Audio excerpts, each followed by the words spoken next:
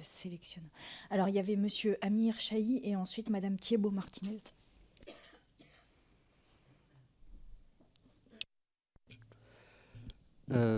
Madame Forestier, je voulais vous poser une question. Est-ce que quand vous êtes entré ou peut-être juste avant de rentrer dans ce tunnel que vous avez décrit, dans la profession et surtout auprès de comédiennes, vous avez pu trouver euh, des points d'appui, des points d'aide, des points d'ancrage pour parler de ce qui vous était arrivé, ou pas du tout? Je pose la question parce que lorsque MeToo a explosé, lorsque Adèle Haenel a pris la parole, lorsque la libération de la parole a eu lieu, une phrase revenait souvent, c'est tout le monde savait.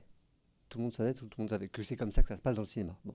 Et vous écrivez parfaitement la question de façon systémique. Enfin, et je voulais savoir si vous parlez de votre isolement. Est-ce que euh, il y avait pour vous la possibilité, ou cette possibilité n'existait pas, de vous rapprocher de consoeurs qui auraient pu, à ce moment-là, trouver le reflet de leur propre expérience, ou est-ce qu'il a vraiment fallu attendre que Adèle Haenel et d'autres parlent pour que vous vous sentiez en situation de le faire, mais vous toute seule? Alors, si vous en êtes d'accord, on va prendre plusieurs questions et comme ça, vous pourrez. Alors, Madame Thiebaud-Martinez et après Monsieur Taverne. Je vous laisse noter. Merci. Bon, déjà, vraiment vous remercier pour votre témoignage qui est très fort et je pense que c'est pas évident d'être là et de raconter tout ça. Ça nous est fort utile, bien sûr, et vraiment merci pour ça. Moi, je voudrais réagir à la proposition que vous faites sur un texte qui pourrait être lu, donc notamment aux mineurs, dans un casting. Je comprends l'intérêt hein, et je vois, il y a le côté un peu, si le texte qu'on a lu, il correspond pas à ce qu'on demande à l'enfant, en gros, l'enfant, il se lève et il se casse, quoi, c'est un peu ça. Sauf que je trouve que dans cette proposition-là, ce qui peut être problématique, c'est qu'on fait porter la responsabilité des limites à un enfant, et justement vous donniez l'exemple d'enfants qui auraient pu subir par exemple des violences sexuelles. On sait que la perception, le rapport au corps pour des victimes de violences sexuelles n'est pas du tout la même que pour un enfant qui a évolué dans un environnement où il n'a jamais été confronté à ça. Et du coup, est-ce qu'il n'y aurait pas plutôt une autre forme de protection qui pèserait davantage sur les responsables des castings plus que sur les personnes qui viennent pour faire ce casting? Merci Monsieur Taverne et ensuite vous répondez. Merci Madame la Présidente. Monsieur le rapporteur, Madame Forestier, alors on a tous été, je pense, marqués par votre émotion qui nous a touchés aussi, moi à titre personnel notamment. Vous avez vécu des situations difficiles, vous l'avez mentionné, 13 ans, 15 ans. Donc moi j'aurais deux questions, parce qu'effectivement vous avez dit quelque chose qui est extrêmement important, c'est on donne tout. Qui peut entraîner justement quelques dérives et d'installer en fait une culture du silence. C'est-à-dire qu'il s'est passé quelque chose, mais on a préféré ne rien dire. Justement, à ce moment-là, est-ce que vous avez signalé comme quoi, effectivement, on vous a demandé de retirer votre culotte c'est quand même une situation particulière, quand même, surtout à cet âge. Donc, est-ce que vous avez quand même signalé? Est-ce que, justement, dans ce cadre de commission d'enquête, on pourrait avoir des axes d'amélioration? C'est-à-dire que sur les tournages, bah oui, peut-être avoir alors, il existe, comme on disait tout à l'heure, des coordinateurs d'intimité, mais plutôt à la rigueur des encadrants pour les mineurs. Et surtout, euh, quel dispositif serait justement pertinent pour stopper cette culture du silence? Parce qu'effectivement, vous avez mentionné cette question d'assurance, qui effectivement, c'est une question primordiale. Et d'ailleurs, on aura l'occasion d'auditionner les assurances. Mais est-ce que vous voyez aussi peut-être un autre dispositif, autre que les assurances, pour mettre fin en fait à ce cercle vicieux, pour essayer vraiment de stopper ce qui est absolument insupportable aujourd'hui dans le monde de l'audiovisuel? Merci. Merci beaucoup, je vous en prie. Si, alors, déjà, ce que vous dites, monsieur, sur les appuis dans le milieu et le fait qu'on puisse se référer à quelqu'un, et une consoeur par exemple, et qui nous dise, voilà, puisqu'il y a cette phrase de dire on savait, tout le monde savait. C'est ce qui m'est arrivé également, c'est-à-dire que quand j'en ai parlé effectivement autour de moi, bien sûr que j'en ai parlé. Les femmes parlent, bien sûr. Et effectivement, on me dit, à demi-mot, que on sait qu'il a frappé ses compagnes dans la vie privée. On me le dit. Mais, je veux dire, les responsabilités, pourquoi est-ce que ce serait les autres actrices, les autres victimes qui devraient mettre en place, qui devraient porter la responsabilité et mettre en place les choses, en fait. Le soutien, l'écho, la libération de la parole, on l'a bien vu. Moi, c'est des choses qui m'ont permis de structurer ma pensée, de comprendre ce qui m'était arrivé.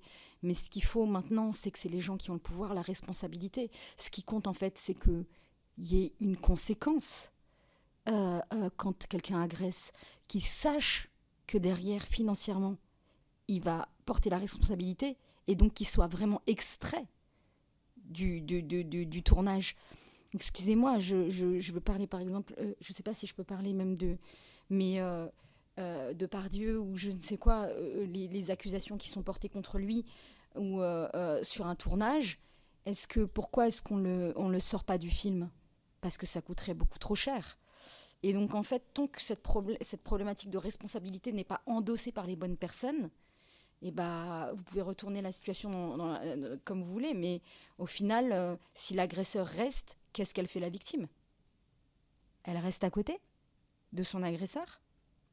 Elle baisse la tête ? Qu'est-ce qui se passe en fait ? Donc en fait, c'est simple, on ne pourra pas contourner cette problématique des assurances, elle est centrale. Centrale. Et comme toujours, quand il y a des cercles vicieux comme ça, c'est la fin de la chaîne, de l'action, qui détermine aussi le début. C'est-à-dire, est-ce que ça va se reproduire ? Si un agresseur est sanctionné, après, des gens ne vont pas recommencer. Donc en fait, il faut arrêter de tergiverser. C'est ça le sujet. Déjà, premièrement. Ensuite, par rapport au texte, moi, de toute façon, j'ai une conviction, c'est que effectivement, les mineurs, pour moi, il faut un accompagnement. C'est même pas de questions à se poser, c'est-à-dire qu'il faut un accompagnement parce que moi, je vous ai raconté des choses, mais j'aurais pu vous raconter beaucoup d'autres choses qui me sont arrivées même un projet qu'on m'avait proposé où un réalisateur m'avait demandé dans le film de m'insérer, soyez prêts, mais de m'insérer un œuf dans le vagin. Et il voulait que je le fasse pour de vrai. Et il m'a fait comprendre, c'est de l'art. Et si vraiment tu es une vraie artiste, tu serais capable de le faire. Donc j'en ai 1 milliard des anecdotes ahurissantes que vous pourriez écouter. Mais pour les mineurs, c'est sur un accompagnement. Après, pour les castings, moi j'essaie d'être vraiment pragmatique aussi, parce que je connais ce milieu du cinéma, et pour que les choses soient efficaces et que ça soit faisable. Donc, même si des gens ne sont pas mineurs, je pense que des gens qui arrivent pour la première fois à faire un casting, un texte qui dit si vous ne vous sentez pas à l'aise avec quelque chose, vous avez le droit de partir. C'est aussi important que d'expliquer aux enfants, c'est mon corps. En fait, c'est, comment vous dire, c'est pas rien en fait, de savoir qu'il y a des limites et qu'on a le droit de dire non. Ça peut paraître anodin que ça soit juste un petit texte, mais c'est pas rien parce qu'en fait, savoir, c'est déjà pouvoir. Donc c'est primordial et c'est des choses qui sont totalement faisables. Je veux dire, personne n'aurait d'excuse de pouvoir contourner ça. C'est-à-dire que systématiquement, dans tous les castings, eh bien oui, vous prévenez la personne, comme ça, il n'y a pas de traquenard, il n'y a pas de je ne sais quoi. Déjà, les mots, on force même les agresseurs qui seraient tentés d'eux à poser des mots de limite qui passent leur temps à vouloir effacer en fait, à vouloir invisibiliser. Donc, ça, c'est déjà une première balise. Ça n'empêchera jamais les agresseurs d'essayer quand même. Mais c'est comme un enfant à qui on a déjà dit « c'est ton corps, on n'a pas le droit de le toucher ». Quelque part, même s'il n'a pas la possibilité de dire non sur le moment. Je veux dire, on ne pourra jamais tous éradiquer, j'adorerais, mais éradiquer tous les incestes et toutes les violences. Mais petit à petit, avec des armes, on arme les cerveaux, on arme les consciences. Et à un moment donné, la personne, elle sait qu'elle peut dire non. Et ensuite, pardonnez-moi, monsieur, vous parliez de référents harcèlement, c'est ça? Sur les, vous pouvez me redire, pardon, la question, excusez-moi. Oui, bien sûr. Donc vous avez évoqué la situation que vous avez vécue à l'âge de 13 ans et une autre plus tard, 15 ans. Est-ce que justement vous avez signalé ces faits étant mineur, et est-ce que vous pensez justement qu'aujourd'hui les mineurs, notamment sur les plateaux, devraient être encadrés? Alors on parle de coordinateurs. Enfin, Alors oui, pardon, oui, absolument. Mais comme je vous disais dans mon texte préliminaire, c'est que en fait, c'est des non-événements. Dire ne veut pas être entendu. Donc effectivement, bien sûr, quand il y a eu ce premier casting, moi je vous le dis je le dis très simplement. Je me suis dit, c'est des malades, c'est des dingos, quoi. Et ils étaient, je vais vous dire, pour moi l'expression, ils étaient en face de moi comme une bande d'adultes à me mettre la pression. Et encore une fois, j'ai de la chance, j'étais dans une famille où on m'a appris la liberté, on m'a appris qu'il y avait des limites et que j'avais le droit de dire non, quoi. Et donc je l'ai dit, oui, j'ai dû le dire à mon agent de l'époque, mais comme beaucoup de choses, c'était des non-événements. Voilà. Après, je pense qu'il y a une autre chose que je voudrais proposer, c'est-à-dire que sur les mineurs, pour vous répondre, pour moi c'est implacable, il faut un accompagnement systématique. C'est hors de question de laisser les enfants à la portée d'une même possible agression. Je veux dire, risque 0, point barre, c'est des enfants, quoi. Après, pour les adultes, ce qui se passe sur les tournages, c'est qu'on a des référents harcèlement. Ça marche. Moi, je l'ai vu, et merci, ça me laisse l'occasion de le dire, puisque moi, je me suis retirée du cinéma et je suis revenue, en fait, très récemment, parce que je suis tombée sur une équipe en or et que je suis tombée sur, comme par des femmes qui m'ont comprise, qui m'ont protégée. Et c'était la première assistante qui a vu le trauma dans lequel j'étais. Et je pense qu'il faut faire des formations, puisqu'il y a des formations sur les violences sexuelles. Je pense que le trauma, c'est très important. Parce que même si à partir d'aujourd'hui, on commence si on arrive à circonscrire les violences, qu'est-ce qu'on fait des femmes qui ont été abîmées avant? Parce qu'en fait, la violence, c'est pas juste un mot, ça s'inscrit dans le corps. Donc il y a beaucoup de femmes qui sont abîmées, qui arrivent avec des traumas. Et donc je pense que c'est quelque chose qu'il faut aussi prendre en compte. Je crois, et je ne le crois pas juste comme ça, je veux et je crois que le cinéma peut se faire aujourd'hui pour réparer aussi, pour réconcilier avec le cinéma.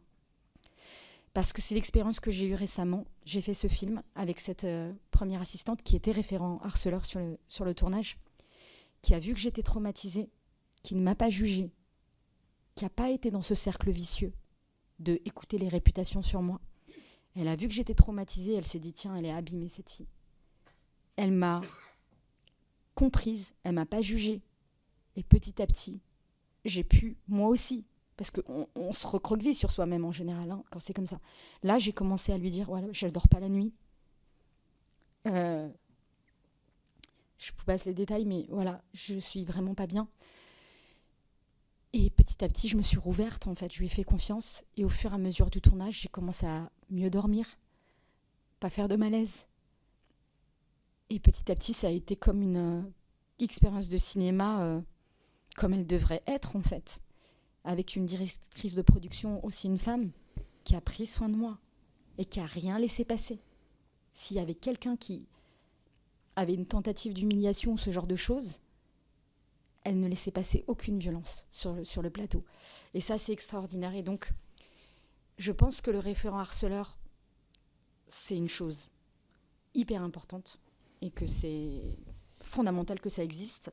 Mais il y a une autre chose que je voudrais dire qui est très, très importante. Les agresseurs. Quand il y a une accusation sur une personne, derrière, qu'est-ce qu'on fait? Cet homme, il est en attendant qu'il soit jugé, puisque la justice est lente. Qu'est-ce qui se passe? Il est banni des tournages, il ne tourne plus. Mais moi, je suis aussi attachée à la présomption d'innocence. Donc cet homme-là, là, qui est accusé, en attendant, puisque la justice est lente, et pardon de le répéter, mais je m'y fais pas en fait. Parce qu'en fait, la défaillance de la justice a tellement de répercussions sur tout le reste, puisque ce temps est tellement long, les gens restent entre deux. Donc il y a par exemple un homme, prenons un exemple, un homme est accusé de violence, et ben il devait faire des tournages, il est évincé des tournages. Moi, je proposerais que quand une personne est accusée, qu'elle soit accompagnée par quelqu'un pour être sûre et qui continue à faire des tournages. Parce que tant qu'il n'a pas été jugé, il y a la présomption d'innocence qui est là. Mais par contre, on ne peut pas prendre le risque qu'il puisse agresser quelqu'un d'autre, ou bien les gens n'ont pas forcément envie de prendre le risque d'être à côté de travailler avec une personne qui peut potentiellement les agresser. Et donc, moi je pense qu'une personne qui a été accusée, il devrait y avoir quelqu'un qui accompagne. Et je vais vous donner un exemple très personnel. Et moi, je le dis aussi pourquoi. Parce que on n'aura jamais de situation idéale et il faut être très pragmatique. Par exemple, moi, si on me reprochait quelque chose, parce que, je ne sais pas, sur mon tournage, j'aurais mal parlé à quelqu'un, j'aurais, voilà, des torts que j'ai pu reconnaître. Si après ça, on m'avait dit, ok, il y a des choses pas cool qui ont été faites et voilà, il y a des gens qui t'accusent de choses, alors sur ton prochain tournage, tu vas être accompagné de quelqu'un qui sera avec toi. Bah voilà, il sera avec toi tout le temps. Bah moi, je le prendrais pas mal du tout. Au contraire, ce serait une occasion, si je suis innocente, bah de montrer que je me comporte bien en fait. Et moi, je pense que c'est une solution aussi parce qu'à un moment donné, si on est très sincère, enfin, si on regarde les choses frontales, des agresseurs, il doit y en avoir beaucoup. Beaucoup plus que ce qui est dit là. Je vais juste aller au bout de ça. Beaucoup plus que ce qui est dit là aujourd'hui. Si on veut vraiment que tout sorte et que rien soit mis sous le tapis, il va vraiment falloir pouvoir... qu'est-ce qu'on va faire après si les gens parlent vraiment que tout sort? Les agresseurs, il n'y en a pas que 2 ou 3. Il y en a beaucoup. Comment est-ce qu'on continue à travailler en fait? Ils vont tous partir du métier du cinéma? Jamais ça se passera ça. Et donc, si, en attendant d'être jugé, d'aller en prison ou je ne sais quoi, si on veut que... moi, je pense qu'ils doivent être accompagnés. Voilà. Merci beaucoup.